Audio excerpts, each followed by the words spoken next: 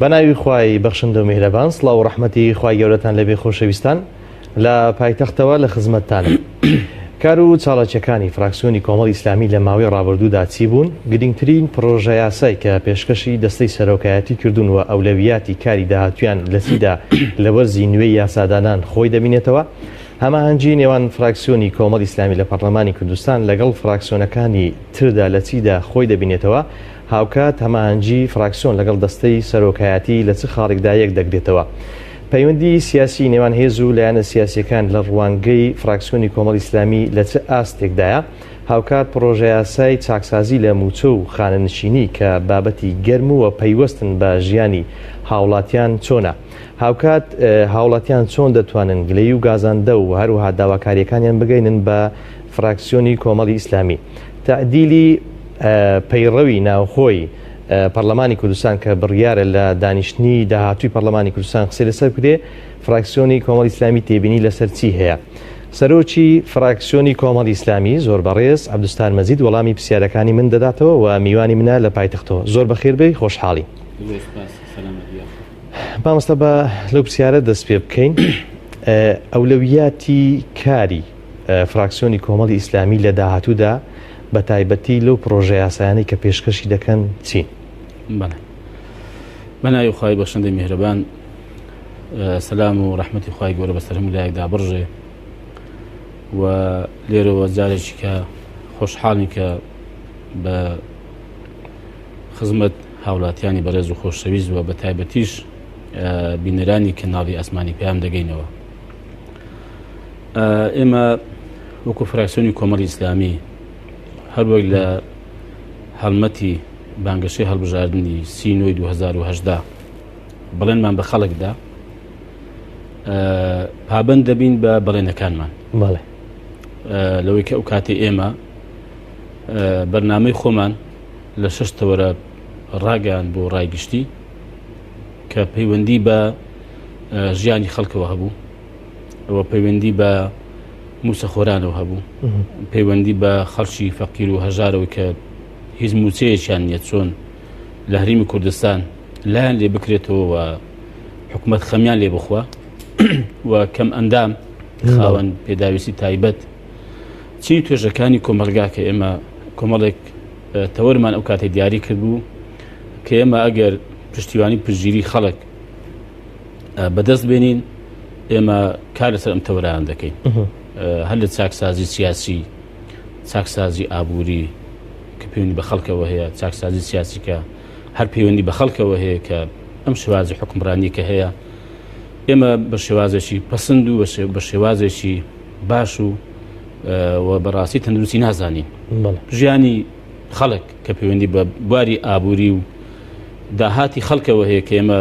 ئەو کات باسمان کردووە و ئێستا شەرباسی دەکەین و لەسەریشی دەڕۆین کە پێویستە داهات زۆر ڕوون و شەفاف بێ و بۆ خزمەتی خەڵک بەکار بێت، چونکە داهاتی ئەم وڵاتی و ئەو خەڵکەیە، ئی تاقمێک و ئی حزبێک و ئی بنەماڵەیەک و کەسێک نییە و چاکسازی لە بواری کارژێریدا ئیداری لە هەرێمی کوردستان و بوارەکانی کەشکێمە ئاماژەمان پێکردکەواتەکە ئەوستا ئێمە لەوەدا بێزگە لەوەش مەگوورە مامۆستا محەممەد بڕیارمان داوە کە یەکێکە لە ئەرکەکانمان چاودێریکردنی دەسەڵاتە. چاودێریکردنی دەسەڵات واتە دەسەڵاتی جێبەجێکردن بە پێی ئەو کارنامەیە کە حکومەت بۆ خۆی لە یەکەم کۆبوونەوەی کە متمانەی پێدراوە لە پەرلەمانی کوردستان خوێندیەوە. ئێمە لەسەر بناغی ئەو کارنامەیە کە ئێستا دیارە حکومەت و پەرلەمانیش دەیانەوێ لەوانەیە 14 تا 18 تەشریعی لێ دروست بێ ئەوە بە پێی ئەم کارنامە ئێمە چاودێری و بە دوواداچوونی کاروبارەکانی حکومەت وە بە پێی بەرنامەی وەزارەتەکانیش بە دوواداچوون و چاودێری وەزارەتەکان بکەین. وەکو ئێمە بەڵێنیشمان بە خەڵکدا لە سەرەتای ڕاگەیاندنمان وەک ئۆپۆزیسیۆنێک لە پەرلەمانی کوردستان کە ئێمە چاودێرێکی چاوتیژی دەبین و بێمنەت و ڕاشکاویش دەبین. باشە کە ئەوسەبام پرسیارێک لەسەر ئەو ئۆپۆزیسیۆن بوونە بکەم کە ڕەنگە بەشێکی خەڵک پرسیار لەوە کە بۆ وەکو کۆمەڵی ئیسلامی وەکو حیزب بەڕاشکاوی لە بەیاننامەیان لە شتێک ڕای نەگەیاند کە ئۆپۆزیسیۆنە لە ڕێی فراکسیۆنەوە ڕاگەیاندرا. یعنی ئێستا بگوترێت تەنها فراکسیۆن ئۆپۆزیسیۆنە شتی وا هەیە؟ نەخێر خۆی ئەم فراکسیۆنی کۆمەڵی ئیسلامی لە پەرلەمانی کوردستان نوێنەرایەتی کۆمەڵی ئیسلامی دەکات لە پەرلەمان. بەڵێ و ئێمە ڕوونە کە بەشداری حکومەتمان نەکردووە کە بەشداری حکومەت نەکەی ئەوەی کە تا ئێستا باوە لە دنیادا. بەڵێ ڕاستە باسی حاڵەتی سێمیش دەکەن بە حاڵەتێکی لاوازە کە نە ئۆپۆزیسیۆن بێ و نە بەشدار بێت لە حکومەت. بەڵێ ینی وەکو ڕێکخرا وەکو حیزبێکی خێرخوازی مەسەلەن خزمەتکردنی خەڵک لە بوارە جیاجیەکان هەوڵدا خزمەت بکە. بە هەر حاڵ ئەمە ینی ڕایەکی لاوازە کە لە دنیادا ئەوە بردەوە دەواقسەی لەسەر دەکرێت. بەڵام ئەوەی کە ئێستا باوە یان لە ئۆپۆزیسیۆنی یا لە دەسات بەشداری. ئێمە کە بەشدار نەبووین لە حکومەت ئۆپۆزیسیۆنی. بەڵێ بۆ ئێمە وەکو فراکسیۆن دیارەکە لە هەماهەنگیش بووین لەگەڵ مەکتەبی سیاسی کۆمەڵی ئیسلامی کە ئێمە ئۆپۆزیسیۆن خۆن بوومان ڕاگەیان لەو ڕۆژێک کە کابینەی حکومەت پێکات. ئەمە بۆچی مامۆستا محەممەد؟ باش خۆی لە عورفی دنیادا لە کاتی پێکهێنانی حکومەت لە دەوڵەتەکاندا دەوڵەتە پێشکەوتوەکانیش ئەو فراکسیۆنانەی کە هەن ئەو حیزبانێک کە دەنجیان هێناوە هەوڵ دەدەن هەموو لایەن کە بەشداری حکومەت بکەن و هەوڵدەن ئەو بەرنامانەی کە هەیەیان بووە لە کاتی بانگەشەی هەڵبژاردن لە خلالی بەشداریکردن لە حکومەتدا جێبەجێکن. بەڵێ چکە بەڵێنە کە دەدرێن بانی بە ئێمەشەوە بەشێکی زۆری پەیوەندی بەوە هەیە کە تو بەیانی لە حکومەت بەشدار بی وە پشکێکی باش و گەورەت هەبێ بۆ ئەوەی کە ئەوەی کە بەڵێندا و جێبەجێکەی. دوای ئەوەی کە حکومەت پێک دەهێنرێ ئەو کاتەی ئەوەی کە بەشداری حکومەتی کردووە و لە گفتوگۆکان لەگەڵ ئەوەی کە حکومەت پێک دێنێ گەیشتن بە ئەنجام حکومەت پێک دێن ئەوان تر دەبن بە ئۆپۆزیسیۆن. ئەوە لە هەموو دنیا وایە دەنا باش ئەگەر ئەمە زوو مەسەن ساڵی پێشتا ئۆپۆزیسیۆن بوونمان ڕاگەیان بایە. ئۆپۆزیسیۆنی چی؟ ئەم زۆر زار پرسیارم کردە حەز دەکەم خەڵکی وەڵام داتەوە. کابینەی هەشتەم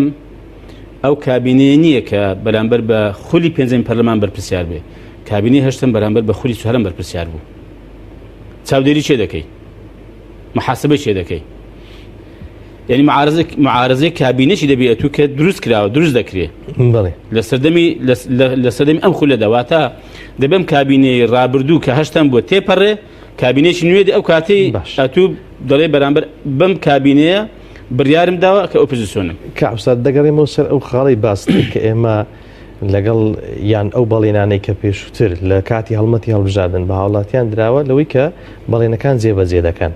ئێستا لەوە دڵنیان بێباکن کە کەسێک بێ بەراوردی قسەکانی پێشووترتان لەگەڵ ئێستا بکات چ جیاوازیەک دەبینێ؟ ئێمە ئەوە خەڵک دەتوانێت چاودێر بێ چونکە وەک چۆن پەرلەمانی کوردستان چاودێرە بەسەر حکومەتەوە پێم وایە خەڵک و جەماوەری چاودێرە بەسەر پەرلەمانتار و فراکسیۆنەکان پەرلەمانەوە. ئەوە نوێنەریاتی خەڵک دەکات. خەڵک دەتوانێت کاروبارەکانی ئێمە مامەڵەی ئێمە هەڵوێستەکانی ئێمە و هەنگاوەکانی ئێمە هەڵسەنجێنێ. ومە پێشمان خۆشە هەمیشە ئەو پەیوەندی و هەماهەنجشمان لەگە هاوڵاتی هەیە بەگشتی لە ڕێگەی ئیمێڵەوە لە ڕێگەی تەلەفۆنەوە لە ڕێگەی سەردانیکردنیان بۆ فراکسیۆن و لە ڕێگەی نووسینەکانی پەرلەمانی کوردستان. ئەو پرسیارێکی گەیشتن بە فراکسیۆنی کۆمەڵی ئیسلامی و سەرۆکی فراکسیۆن و ئەندامانی فراکسیۆنی کۆمەڵی ئیسلامی ئاسانە؟ زۆر ئاسانە. هەر کەسێک بیاوێ هەر ینی چین و توێژێک کە بیانەوێ هەر ئەوەندێک کە پێویست دەکات موعیدێ وەربگرێ هینەک بچێ مەسەلەن خەڵک لەوێ نەبێ یا مەسەلەن لە کۆبوونەوەی کەدا بن یا میوانی کە هەبێ ئەوە هاوڵاتی ئێستا گوێیان لە ئێمە تەبان مەگەر چۆن دەنا تەلەفۆنی هەموو خەڵک جواب دراوەتەوە مەگەر چۆن دەنا ئەم نامانەی کە نردویانە هەمووی کاری لەسەر کراوە. باش یعنی هەر لە ماوەی ڕابردووی مەسەلەن کۆمەڵێک نامەی خەڵک هاتووە ئێمە یەکسەر وەکو فراکسیۆن یا وەکو پەرلەمانتارەکانمان یەکەیەکەیان وەکو پەرلەمانتارێک بەرگری لە مافی ئەو خەڵکی کردووە کە نامێشی بۆ نردوو ڕەنگە زاروایە چەند کەسێکی کەمیش بن. بەڵێ و لە ڕێگەی پرۆژەکانەوە مامۆستا محەممەد باس ئەولێوێتی باشە ئەولێوێتی پرۆژەی ئاسان باس کرد بە تایبەتی لە حاڵەتی ئێستادا کە خەڵک پێویستی بە تایبەتی ئەوەی موچە و چاکسازی لە موچە و یعنی نازانێت کە ئەو پاشەکەوتی موچە کرا چی لێ هات یعنی مەسیری لە بابەتی موچە کە ژیانی تایبەتی یان ڕۆژانەی خەڵکە ئەوە چی بەسەر هات؟ ئێمە یەکێک لە ئەو داواکاریەی کە لە سەرەتای دەستپێکردنی خولی پاییزەی ئەم ساڵ بەڵێ کەمە خستمانە ڕوو لە پەرلەمانی کوردستان ئەوە بوو کە موچەخۆران تاکو ئێستا شایستی داراییەکانن کە لێ پاشەکەوت کراوە پێیان نەدراوەتەوە. باش بۆ ئەمە بەستە پرۆژەیەکمان پێشکەش کردوێمە کە پەیوەندی بە موچەخۆران پاشەکەوتیانەوەی کە لەوانەیە خەڵک دەپرسێت کاکی هەڵوێستا چی بوو ئەمە بەستا؟ باش ئێمە پرۆژەیەکمان پێشکەش کردووە کە پرۆژەیەکی متەکامیل و ڕۆکپێک کە حکومەت چۆن ئەم پاشەکەوتە بە قۆناغ و چۆن ئەم پاشەکەوتە بۆ هەوڵەت بۆ موچەخۆران بجێڕێت. ئێوە نەخشە ڕێگاتان داناوە؟ بەڵێ باش ئێمە ئەو بابەتانەی کە پەیوەندی بە خەڵکەوە هەبووە بۆ ئەو پرۆژانەی کە پێشکەشی دەکەین باش هەم پەیوەندی بە خەڵکەوە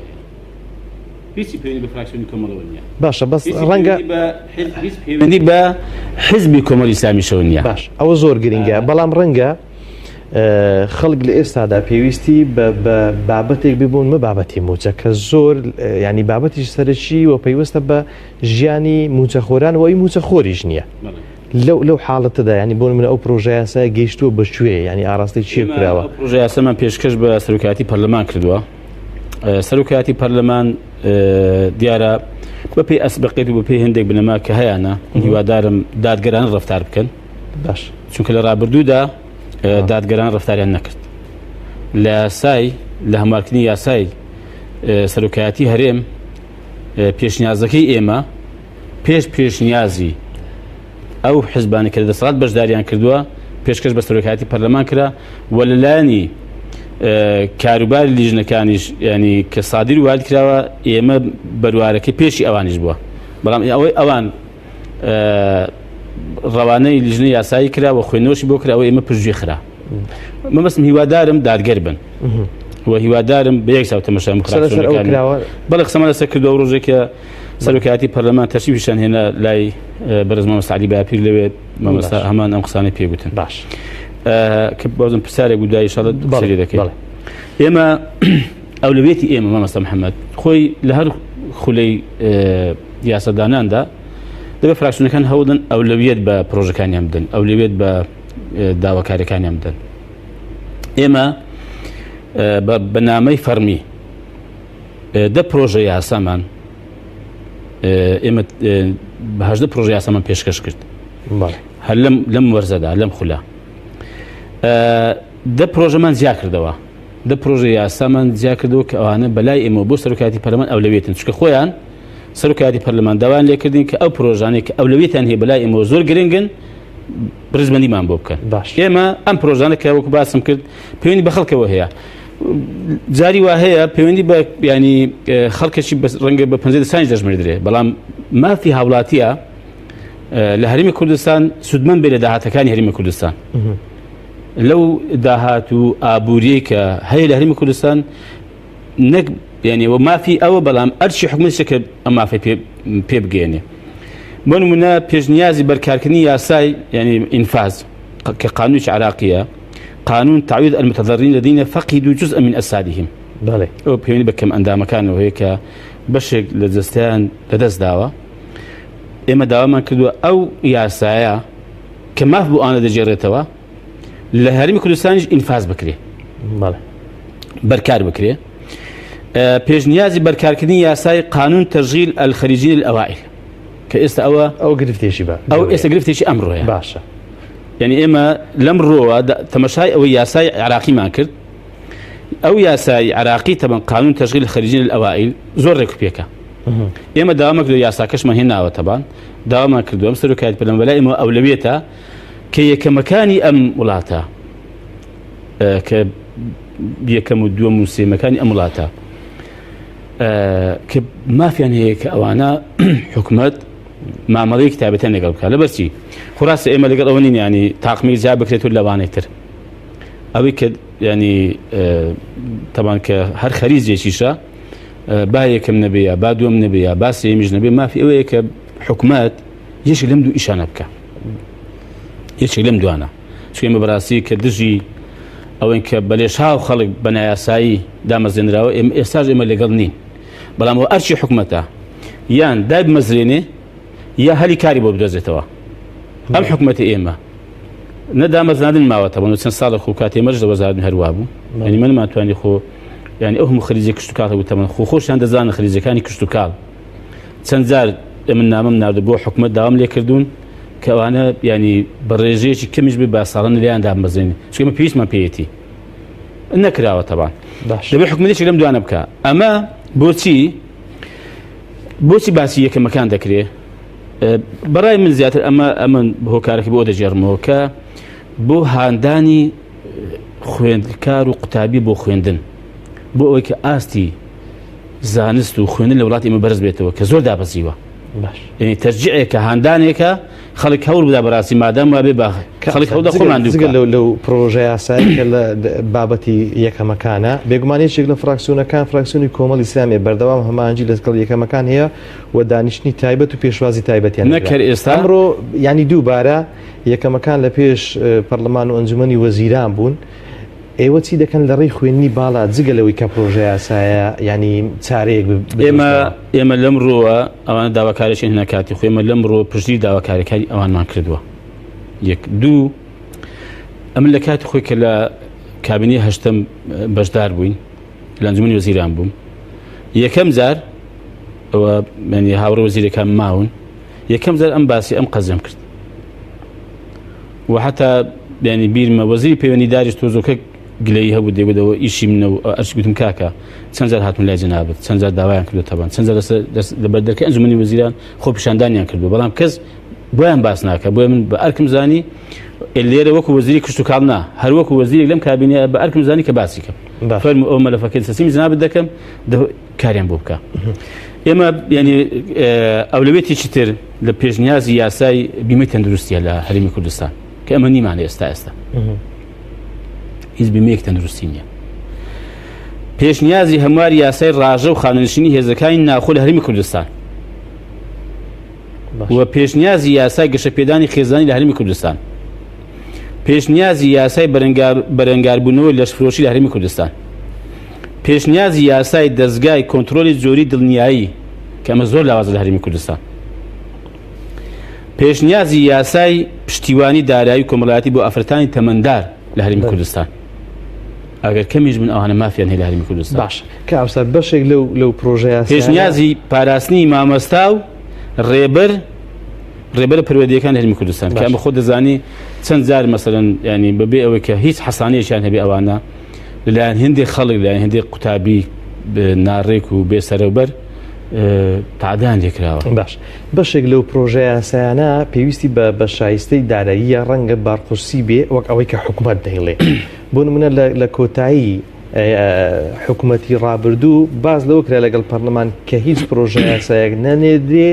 کە باسی شایستەی داراییەت لە بۆ فەرمانبەران بەڵام ئەوانە بەشێکن لەوانەی کە پێویستیان بە دیاریکردنی شایستەی داراییە حکوومەتێک کە نەتوانێت ئەوەی کە مافی موچەخۆران بە تەواوی بدات چۆن دەتوانێت ئەو پرۆژە یاسایان جێبەجێ بکە مەبەستم لەوێ ئایا دەستەی سەرۆکایەتی دەتوانێت قسە لەسەر شتێک بکە کە ئەسڵەن حکوومەت وەرینەگری ئەوە لە ماوەش لە پەرلەمان باسی ئەم بابەتە کرا باشە کە حکوومەت داوای کردە دووبارە ئەو پرۆژە یاسانی کە بارگرانی دارایی بۆ حکوومەت دروست دەکەن ئەم پرۆژە یاسانە پێویستە پێشتر بۆ حکوومەت بنێردرێ ئینجا خوێندنەوەی بۆ بکرێ خۆی ئەمە لەسەرێکی ڕاستە ئەگەر لە وڵاتێک بی کە شەفافیت هەبێ و داهات ڕوون بێ و دزی و گەندەڵی نەبێ زۆر ڕاستە بەڵام لەگەڵ ئەوەشدا باشە ئێمە ئەمیش لەگەڵ ئەوە بەڵام بە یەک مەرج با حکومەت کە دەبوو ئێستا بە پێی پرۆژەی یاسای بودجە مانجیدا دەبێت حکومەت هەرێمی کوردستان بودجەی خۆی بنێرێ بۆ پەرلەمانی کوردستان بودجە باشە با بودجەی خۆی بنێرێ ئەو کاتێ ئێمە وەکو پەرلەمان و فراکسیۆنەکان بە پێی ئەو بودجەی کە حکومەت لە بەردەستیدا کە ئەم ساڵ ئەوەندە پارەی لە بەردەستدا بۆ موچە ئەوەندە ئەو بودجەی تەشغیلیە ئەو کاتێ بە بەرچاوڕۆشنی فراکسیۆنەکان و پەرلەمان مامەڵە دەکەن لەگەڵ ئەو بودجەی کە حکومەتەتی دەبا حکومەت بابینێرێ باش ئەوە 4 ڕۆژی مابەستەری مانگ بابینێرێ ئەوە حکومەت نەینارد پەرلەمان نەینارد معقول نییە ئەخدواش باشە معقول نییە ئەمن ئێستا نەزانم چیم هەیە چۆن ینی پرۆژە یاسانە نێرم ئەمن بەلای منەوە پێم وایە حکومەت هەیەتی ڕۆلی پەرلەمان لەو حاڵەتەدا چییە؟ وڵای ڕۆلی پەرلەمان دا من عرضکەمەوە سەرحمد ئەو حەقیقەتە نابێ خەڵک نەیزانێ. ڕۆلی پەرلەمان کە تا ئێستا من کە بینیمەوە بە سەرۆکاتی پەرلەمان لەگە ڕێزم بۆیان لاوازە، یعنی دەبوو سەرۆکاتی پەرلەمان کە نوێنەرایەتی ئەو 108 کەسێک دەکا کە خۆیان 3 کەس دەبن 111 کەس دەکا دەبوو زۆر بەهێز بێ. جارێ سەرۆکاتی پەرلەمان ڕۆژێک حکوومەتی بانگ نەکردووە، هەر میوانداریشی نەکردووە و وەزیرێکی بانگ نەکردو، میوانداریشی نەکردووە. ئەم لەگەڵ ئەوم کە بەڕاستی پەرلەمان ینی کاتی خۆشی ئەوە فراکسیۆنی کۆمەڵی ئیسلامی لە خولی ڕابردوو چوارەم کە دوو برای بەڕێزن ئێستا هەرماونەوە تەبان و مامەستە مەڕوان شاهێدە تەبان کە سەرۆکی فراکسیۆن بووە. ئەمنێکی داوامێنم کە من بۆ خۆم زارێک داوام کردم کچوومە پەرلەمان کاکە هەر بانگمان کەن. ئێوە پرسم بزانم بڵێن کاکە بەجێ کوشوا بزانم بە خەڵکی چیت کردووە، کوا بەرنامە چی دەکەی، ئەم خەلەلە بۆ ڕوویداوە، ئەم بەنداوە بۆ ڕووخاوە. ینی جارێکی بانگیان کردووە. بەسم ئەوەیە لەگەڵ ئەوەم ینی کە ئەو کاتەش لەگەڵ بووم ئێستاش هەر لەگەڵم. ئەم سەرۆکاتی پەرلەمانە وەزیرێکی بانگ نەکردووە، سەرۆکی حکوومەتی بانگ نەکردووە، جێگرەکەی بانگ نەکردووە تەبان. بسمیللا جارێ هیچ نەبووە ئەو سەردانی سەرۆکاتی حکوومەتی کردووە. باش. یعنی من بەڕاستیم پێم وایە پەرلەمان لەو پرسیارە مادەمەیە کامسە لە خولی پێشووتیش لە دەستەی سەرۆکایەتیش ڕەنگە بە هەمان شێوە بێ، کەواتە من گومان وما بوو کە دەستەی سەرۆکایەتی بە جۆرێک ڕێکەوتن لەگەڵ حکوومەت کرد بێ. شتی وا هەیە؟ ئەوە مانە ئەرچی پەرلەمانی خۆی و شخصیەتی پەرلەمانی دەستداوە لە هەموو وڵاتان کە مامەستە محەممەد لە هەموو وڵاتان سەرۆک حکوومەت دێستە سەردانی پەرلەمان دەکا، دەبێت سەرۆکی هەرێم بێ سەردانی پەرلەمان بکە، دەبێت ینی بەرپرسانی باڵای ئەم وڵاتە دەبێن کە باسی شکۆی پەرلەمان بکەی، باسی کەسایەتی قانونی پەرلەمان بکەی ئاوایە. بەڵام ئەوەی ئێمە ڕاست دەکەی بۆ بە تەوافقات و ڕێککەوتن و ینی ئەم سێ حیزبێک حکوومەتیان پێکەناوە سەریان بێکدا کردووە پێیان باشە وا بڕوە. باش ئەوە نیە دەستی پەرلەمان حکوومەت ڕێککەوتن بابە خۆمەناڵێن باش شەڕ بێ باشە. بەڵام وڵای وەزیفەی پەرلەمان زۆر وازەحە چییە؟ ینی بەلایانی کەم بێزگە لە تەشریع بەلایانی کەم چاودێریکردنی حکوومەتە.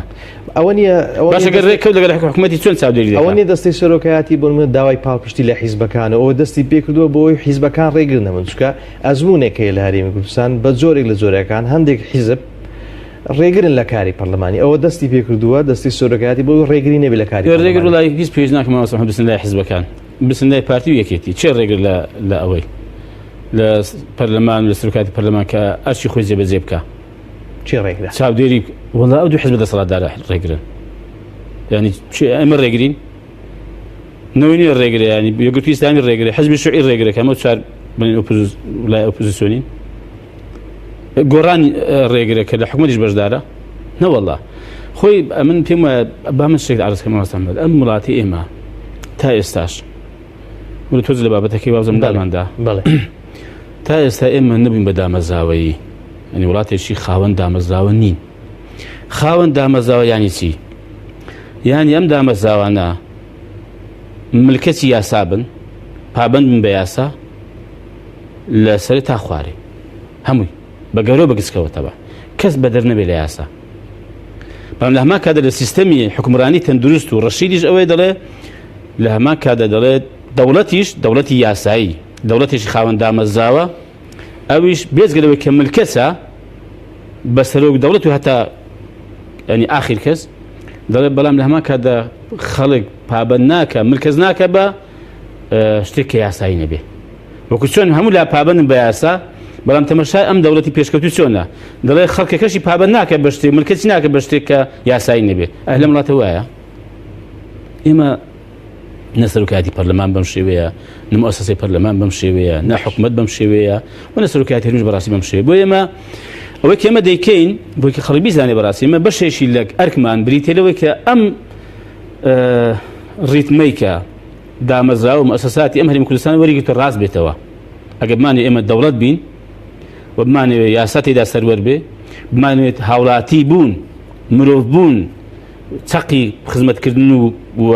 کارەسەکردنی بێ لە وڵاتە ڕێزی بگیرێ مافی پێ بدرێ بەخوا دەبێت کاکە ئێمە بین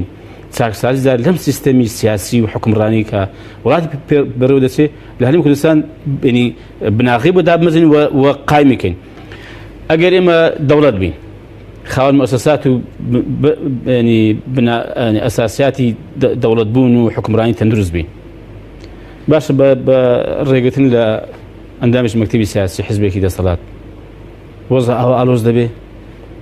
بگاتەوەی کە ئەو تەقە لە لقی پارتی بکە ئەویش تەقە لە کۆمیتەکانیەتی بکە کاکە ئەم حکومت ئەم دەوڵەتی ئێمەنی وەکو کەڵکی سەر ئاوێ وایە کەڵکی سەر ئاوێ دەزانین چۆنە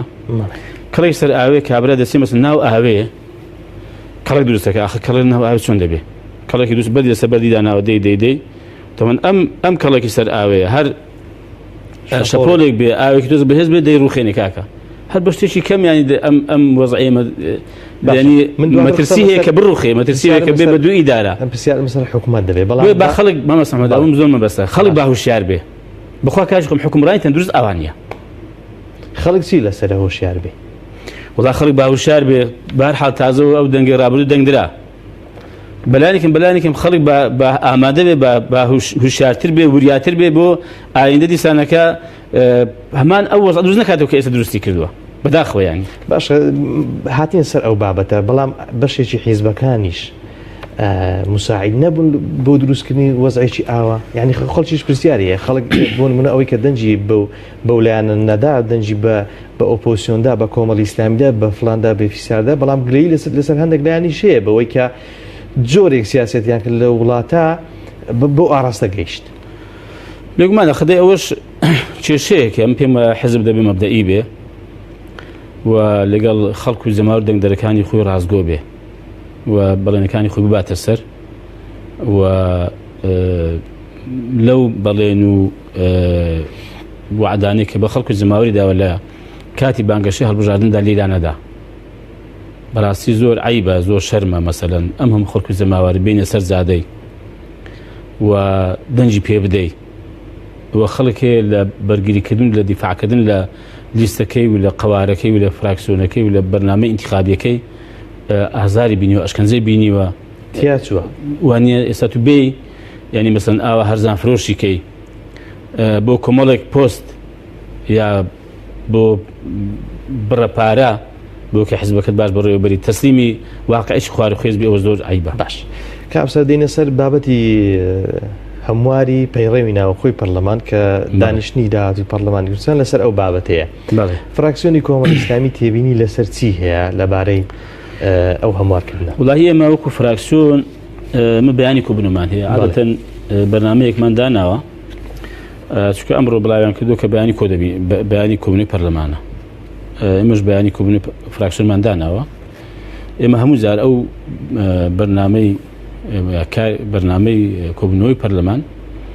لە پێش کۆبوونەوەی پەرلەمانی مەتاوتوی دەکەین و ڕابۆچوونی خۆمانی سەبارەت بە بەرگە و مادەکان ڕێک دەخەین و هەندێکیشی پەیوەندی بە حزبەوە هەیە زاری وا هەیە فراکسیۆن ڕاهێش بە حزبیش دەکا مافی حزبە هەندێک بەرگە و مادە هەیە زاری پەیوەندی بە حزبیشەوە هەیە ئەوە کەمە یعنی من وەکو خۆم تێبین لەسەری هەبێ و بەیانیش قسەی لەسەر دەکەین تەبان ینی ئەوە ڕای فراکسیۆن نییە و ئێمە بریارمان نەدا و یەکلەمان نەکردوەوە بەیانی لای دەکەینەوە بەڵام لە تەمان هێناوەتی لە مادەی یەکەمی ینی پێڕێوی نێوخۆدا لە پێناسەی پرۆژە یاسا و بڕیار لێرە دەڵێ پرۆژە یاسا و بڕیار ئەو پرۆژە یاسا و بڕیارانەیە کە لەلایەن دەسەڵاتی جێبەجێکردنیان دەسەڵاتی دادوەریان بە پێی یاسا کارپێکراوەکان بە مەبەستی دەرچواندن ئاراسی پەرلەمان دەکرێت لێرەدا شتێک زیاد کراوە دەسەڵاتی دادوەری یان دامەزراوە فەرمیەکان تێبینیان لەسەر چی هەیە وڵای دامەزراوە فەرمیەکان دامەزراوە فەرمیەکان بادیار بێ بەڵێ ئێمە نازانین دامەزراوەی فەرمی مەبەستی چییە یعنی بۆ دامەزراوەی فەرمی ئێمە ئەگەر مەبەستیان لە ئەنجومەنی ئاسایش بێ ئێوە کە بەشێک لە دەسەڵاتی جێبەجێکردن نازم دامەزراوەی فەرمی چییە یعنی حقیقەتەن ئێمە دامەزراوەی فەرمی سەرۆکاتی پەرێمتەیە سەرۆکاتی پەرلەمان تێ فراکسیۆنەکان دەتوانن مەسەن هەندێک لە بۆکو مەسەن دەسەڵاتی دادوەری کە لێرە ئاماژەی پێکراوە دەتوانێت پرۆژە یاسا بێنێ پێشکەشیکە یعنی بەس ینی ئەو دامەزراوە فەرمیسیە ئەمە بەڕاستی گومانمان هەیە و ئێمە هەز دەکەین ئەمە شتێکی لەبن بێ باش دەبێ ڕوونیکەنەوە ئێمە تێبینیمان هەیە لەسەری و لە مادەی 110 بەڵێ کە باسی فراکسیۆنەکان دەکا لەوە شتێکیان هێناوە حقیقەتەن لە مادەی 110 لە بڕگەی دووەم تەمە مادەیەکێ باز دەکا باسی ئەوە دەکا کە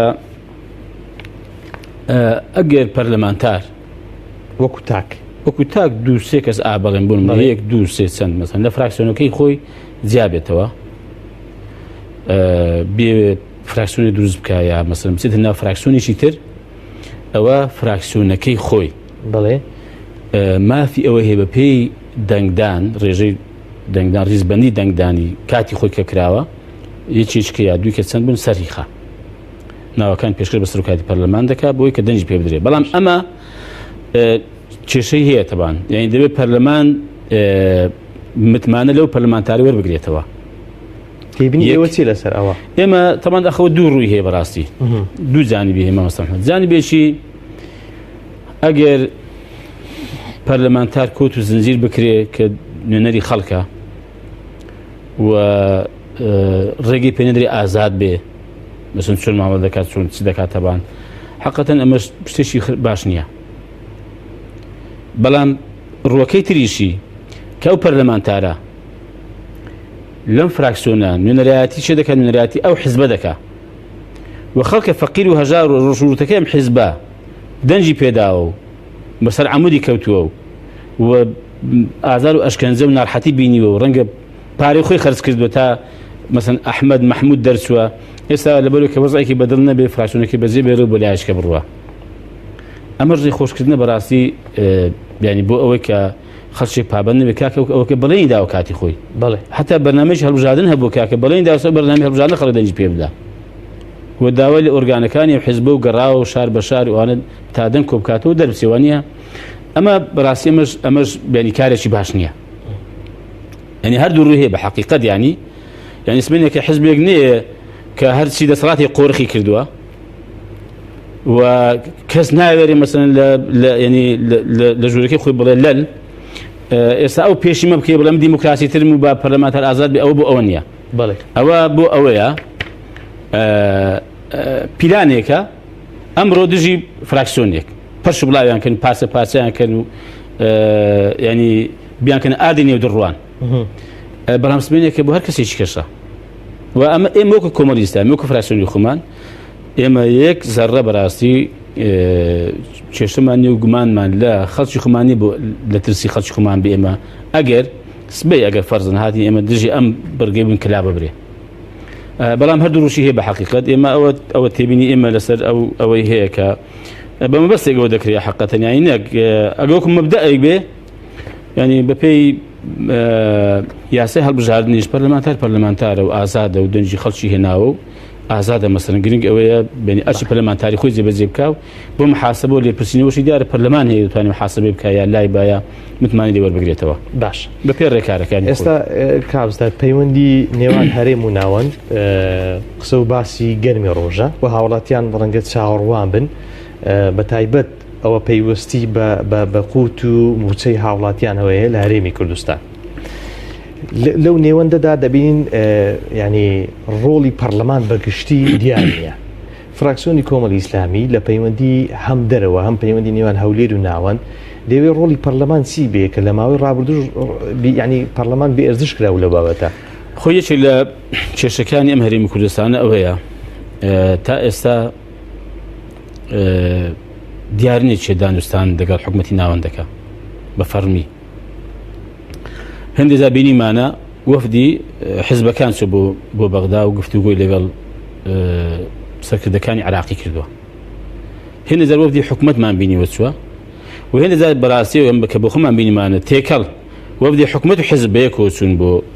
بەغدا بۆ گفتوگۆ لەگەڵ حکومەتی عراقی ئێمە پێمان وایە یەکەم جارێ لە بەپێی پەیڕەوی ناوخۆی پەرلەمان دەڵێ بێڕاوێک کە بەرزترین دەسەڵاتی سیاسی و یاسادانان لە هەرێمی کوردستان واتە دەسەڵاتی سیاسی یانی چی یعنی نەخشە ڕێگای سیاسی پەسەندکردنی نەخشە ڕێگای سیاسی لە هەر بارودۆخێکدا لەگەڵ هەڵ وڵاتێک و بەتایبەتی دەوڵەتی عراقی دەبێت پەرلەمان پەسەندی بکە بەڵام ئایا تا ئێستا حکومەت و دەسەڵاتی جێبەجێکردن بۆ هیچ شتێک لەم بابەتانە گەڕاوەتەوە پەرلەمان یا پێش ئەوەی هەنگاو بنێ ڕاوێژێکی بە پەرلەمان کردووە ئەمە یەک دوم پێما دەبێت ئەمە بە یاسارێک بخرێ ئەمە کۆمەڵی ئیسلامی پرۆژە یاسایەکمان پێشکەش کردووە کە نێ پرۆژە یاسایەکاندا باسمان کردو ئێمە بەڵێ پرۆژە یاسای دروستکردنی دەستەی دانوستاندن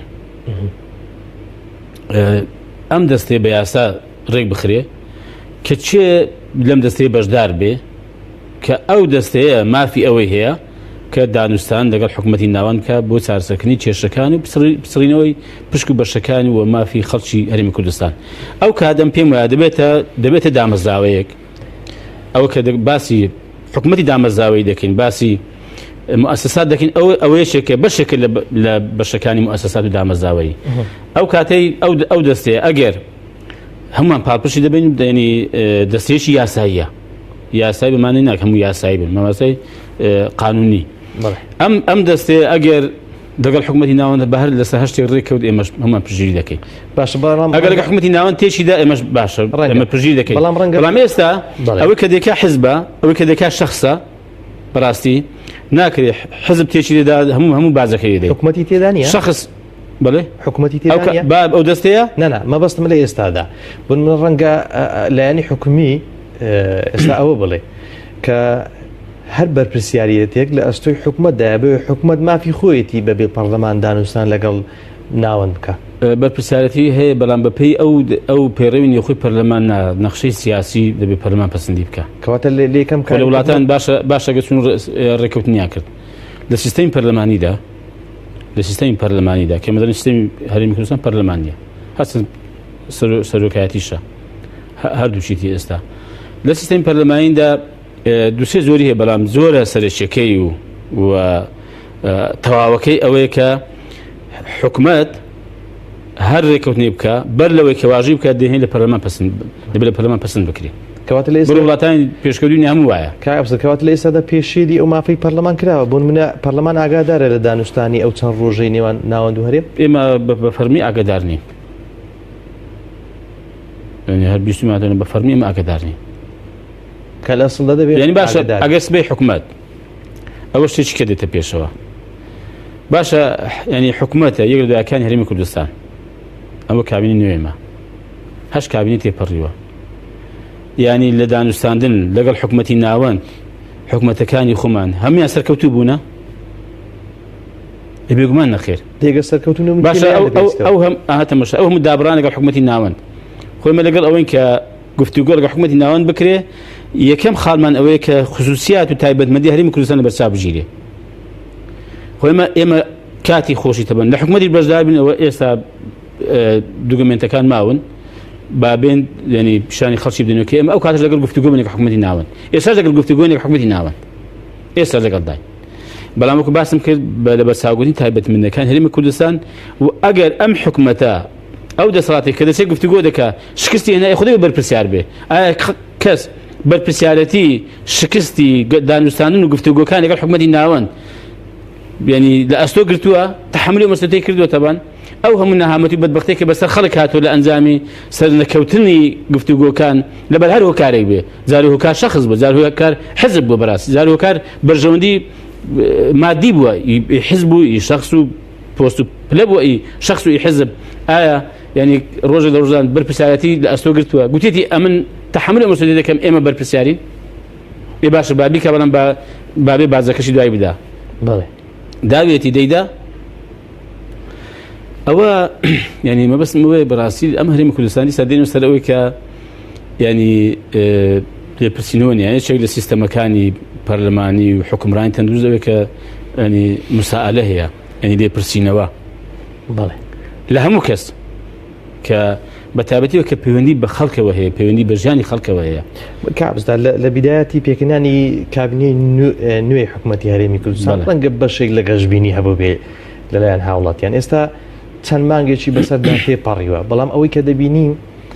تەنها بارگیرانی زیاتر لەسەر هاوڵاتیان بە تایبەتی ئەوەی فەرمانبەرە و زیادکردنی دەوام و یاخود بە نمونە ئەوەی عریزە نووسی دادنووسەکان و دادوەری ینی هیچ شتێکمان نەدیت کە گەشتبینی بێ لە سەرەتای کابینەی نوێی حکومەتی هەرێمی کوردستان ئێوە بە ئەم پرسیارە بە شێوەی سیاسی بکەم ئەندامێکی ئەنجومەنی سیاسی کۆمەڵی ئیسلامی یعنی چ ببینین چاوەڕێی چی بکەین وەڵام پێم وایە کوردەواری دەڵێ تاریکە شەو شەوە زەنگ لە ئێوارەوە دیارە و بەعکس تەبان خۆ مانگە شەویش لە ئێوارەوە دیارە وەگەنی ئەگەر بەسەر ئەم کابینەی نوێیەم ڕوو لەوە با مەسەن بیتوانی با کێشەکانی ڕابردوو چارەسەر بکە و نمونێکی جوان پێشکەش بکە لە حکومڕانی و لە خزمەتکردنی هاوڵاتیان و لە جێبەجێبوونی داواکاریە ئاساوی یاسایەکانی خەڵک لە سەرەتاوە دیار دەبوو بزم پێم وایە لە سەرەتاوە بە هێندەش دەستیان پێکرد کە یعنی بە پێچەوانەوە بوو ئەمە دەزانی بۆ گەشتبین نیم لەبەرەوە ناکەم من ئێستا حکم ناکەم ینی بۆ موادە دەنێم ئێستا من سەرۆکی حکومەتم بە مانگێک و 20 ڕۆژ بە 2 مانگ و 20 ڕۆژ دەردەکەی کەم سەرکەوتوم یا سەرکەوتونیم دەنی دەبێت خەڵک مەجالمدا دەرفەتم داوانیە سەرۆکی حکومەت ئێستا مافی ئەوەی بڕکاکە دەرفەتم دەن جارێ زووە ئەوە لەگەڵم بەڵام کێشەکە دەزانین کێشەکە ئەوەیە کە هەمان عەقڵیەتی کە حکومڕانی پێکراوە لە کابینەکانی ڕابردوو هەمان عەقڵیەتە هیچ شتێک نەگەڕاوە هەمان عەقڵیەتە هەمان ینی خەڵکە هەمان زۆر بیرکردنەوەیە ینی مەگەر هەموو کەس نازانێ ینی ینی باشێک پێ بڵێ باشە بە باسی شتێکت باسی یاسای چاکسازی لە موچەی خانەنشین و فەرمانبەران و ئەوانە ئەم پرۆژەیە دەزانین چێ سەرەتاکەی دامەزاند و بناغەکەی لێداوە فراکسیۆنی کۆمەڵی ئیسلامی لە خولی چوارەم دەستیان خۆش بێ ئەوان بەردی بناغەکەیان داناوە دەستیان پێکرد مناڵم هەمووی ئەوان بەڵام بەردی بناغەکە ئەوان دایانناوە ئێستا ئەوە پرۆژەکە لای حکومەتە حکومەت دەوێت بیجێڕێتەوە بۆ پەرلەمان بۆ کە خوێندنەوە یەکەین بۆ بکرێت دومیش و دەنگدانێسە بکرێت کۆبوونەوەی مەسەرۆکاتی پەرلەمان و سەرۆکی فراکسیۆنەکان بۆ ئەم مەبەستە یعنی بۆ یەکێک لە مەبەستەکان ئەمە بوو باش دەڵێ ئێمە حکومەت ئەم پرۆژە دەنێرتەوە ئێمە ئەو لایەنانەی کە بەشدارین لە حکومەت ئێمە خاوەندارەتی ئەم پرۆژەیە دەکەین باش ئەگەر عەقڵیەتی گۆڕاوە جارێ یەکەم دەبوو ویژدان هەبێ و ئینساف هەبێ و زوڵم نەکەن ئێمە کە بەردی بناغی ئەو پرۆژە لای ئێمە دانراوە و ئەساسەکەی لای ئێمە دەبوو بینی ئاماژەی پێ بکەن و بەلانی کەم ئێمەی تێدا بین ئەمە یەک دوو باشە بۆ یانێت و مەسەن تەنها تو خاوەنی ئەم پرۆژەی بۆ خاوەندارێتێکی بۆ خۆت دەجێڕیەوە ینی بۆچی ینی ئەتوو دەتەوێت پرۆژێکی ئاوا گەورە بێنی تەبەن بدەتێ ئەمن وەکو معارەزەیەک معاملە لێگە بکەمەوە توش وەکو لە سەڵاتێک و ئێمە ئەو سێخە ئەخەت و خاوەنی نی ئەگەر خاوەن بای لە خودی ڕابردوو کە زۆرینە بوو دەنگت پێدات هەڵ نەوەشان بایەوە کابسا ئەگەر خاوەن دڵنیا لە جێبەجێکردنی با ئەوانیش خاوەنی بن بۆ نمونە لەوەی کە جێبەجێ ئەمن کێشەمەوەی جێبەجێ دەبێت جێبەجێ نابێت دوایی ینی حکم دەدرێت بەڵام عەقڵەتی بەنی ئیدارەدانی ئەم قەزێ عەقڵەتی بەڕێوەبردنی دەوڵەت حکومەت و پەرلەمان ئەو مؤسسانە من هەست دەکەم هەر عەقڵەتی زارانە بەڕاستی نەگۆڕاوە لەوە کە بێ ڕێکاکە فەرمون خاڵی سەرشی چێ لەم قەزێدا ئەوەیە کە ینی حکومەتی سەرکەوتوو ئەوەیە تەماشا دەکە بزانێت داخۆ هاوڵاتی خەڵک چی بۆ باشە چی لە بەرژەوەندایە چ شتێک خزمەتی دەکا ژیانی باش دەکات خۆشگوزرانی دەکات ئەوە دەکات ئەمە پێم خۆشە فەرموو بە بابی سلمێن کە ینی چۆن مامەرگە خەڵک دەکات باش چەند ئاگان لە خەڵکە چەند گوێ لە خەڵک دەگرن ئاگان لە معانات و کێشەی خەڵکە ینی ئێستا حتا لە گفتوگۆکان مەسەن لەگەڵ حکومەتی ناوەند ئەوە تێبین دەکرێت کە لەگەڵ حکومەتی ناوەند ڕێک نەکەون خەڵک تووشی دیسانەکە قەیران و کێشەی دارایی دەبێتەوە ئەنی مەبەستمەوە بەڕاستی من سەرنجی گەورەم هەیە لەسەر شێوازی حکومڕانی و بەڕێوەبردننی وڵات بەم عەقڵێت و ئەوەی کە هەیە کاتم زۆر کەم ماوە دوا پرسیارم لەسەر پەیوەندی نێوان هێز و لایەنە سیاسیەکانە لە هەرێمی کوردستان بە تایبەتی ئەوەی کە لەم دوای قسە لێ سەکرا پەیوەندی کۆمەڵی ئیسلامی و بە تایبەتی پارتی و هەروەها کە پێشتریش پەیوەندیەک هەبووە لەو جۆرە بەڵام من ئەو پرسیارە دووبارە ناکەمەوە کە کۆمەڵ چۆن چوو چی بوو ئەو شتانە بەڵام پرسیاری من لەسەر بابەتی مەبدەئی بوونی کۆمەڵی ئیسلامیە هیچ شتێک گۆڕاوە لە پێشی هەڵبژاردن و دوای هەڵبژاردن لە مەبدە و مەبادی کۆمەڵی ئیسلامی؟ نەخێر ئێمە هەر لە سەرەتاوە تەبان کە ئیعلانی ئۆپۆزیسیۆنی خۆشمان کرد زاربەر لەما لە دوای هەڵبژاردنی 2010 ئێمە وەکو مەکتەبی سیاسی سەرکردایەتی بڕیارماندا کە چاوپێ داخشانە و پەیوەندیەکانمان دەکەین و هەوڵ دەدەین پەیوەندیەکانمان لەگەڵ ئەو لایەنە کە ساری تێکەوتووە باشی کەینەوە ئەوەی کە باشە باشتری کەین بەلایانی کە مەسەن لەسەر باشەکەی خۆی بمێنێتەوە. ئێمە لەسەر ئەو بنچینەیە دەستمان بە دروستکردنەوەی پەیوەندیەکان کرد و هەنگاومان ناوە لەگەڵ پارتی ئێمە کە پەیوەندیەکانمان باش نەبوو ئێمە هەوڵمان داوە و ئەوانیش چەند جارێک هاتوون چەند جار مەکتەبی سیاسیان هاتووە و چەند جار کاگنێسیوان کە جێگیری سەرۆکی پارتی بووە و کاتی سەرۆکی حکوومەتیش بوو چەند جار سەردانی مامۆستا عەلی باپیری کردووە مەکتەبی سیاسی ئێمە سەردانی مەکتەبی سیاسی ئەوانی کردو خۆی بە شتێکی تازە نەبوو ئەوە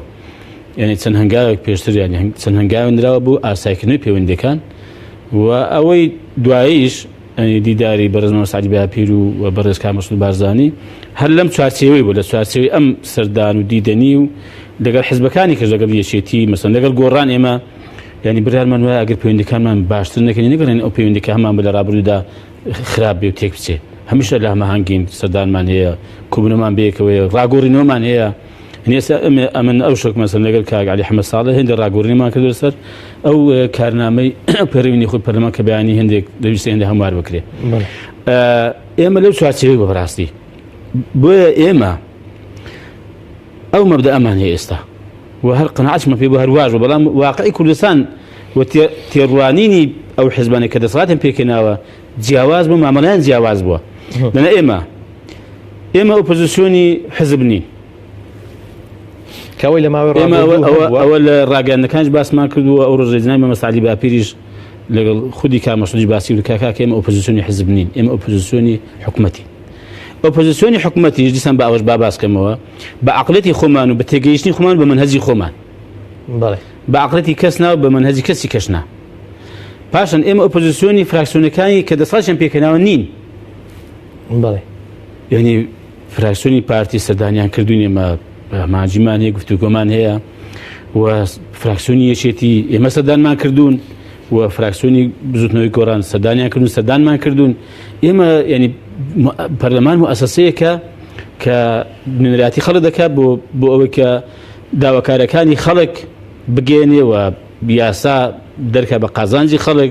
چاودێری حکوومەت بکات بۆ ئەوەی کە خزمەتی خەڵک بکە کێشەکانی خەڵک چارەسەر بکە و خزمەت گوزارەکانی ئاسایی یاسای خەڵک پێشکەش بکە ئێمە ئاوا تێگەیشتوین لە مەسەلەی ئۆپۆزیسیۆن و پەیوەندی حیزبەکان بەیەکەوە و پەیوەندیمان لە پەرلەمان و لەگەڵ فراکسیۆنەکان و لەگەڵ حکوومەت ئێمە ئۆپۆزیسیۆنی حکوومەتی زۆر چاکە لەمڕۆوە ینی لەمڕۆ بەڕاستی ئێمە ڕەحم بە خوار و خێچی و بە گەندەڵەکان و ستەمی حکوومەت ناکەن بیبینین بووە پەنجەشی سەدادەنین و ڕوونیش دەکەنی بۆ ڕایگەشتی و